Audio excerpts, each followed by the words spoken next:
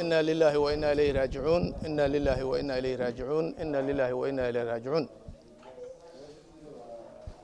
waxaan si kadiisa ku maqalnay qarax ka dhacay magaalada Beledweyne oo uu ka socdo barnaamijkii doorashooyinka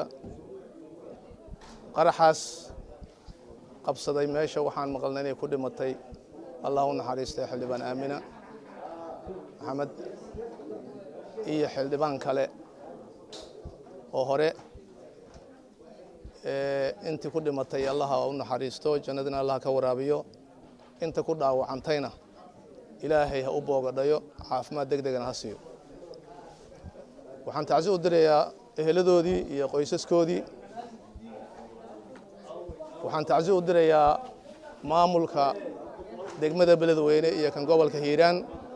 iyo guud ahaan dawlad goboleedka Hirshabeelle maamulka dawliga iyo shacabkaba iyo guud ahaan ummadda Soomaaliyeed waa xanuun badan tahay in maalin walba iyo habeen walba qarax iyo ismiidaamin lagu laayo dadkeena qiimaha leh aqoon-yahanada waxgaradka siyaasiyiinta gabdhaha iyo wiilasha Soomaaliyeed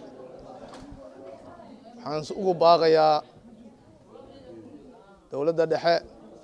iyo dawlad goboleedyada iyo dhammaan shacabka Soomaaliyeedba in laga digtoonaado lagana feejignaado cadawga ummadeena xasuuqayana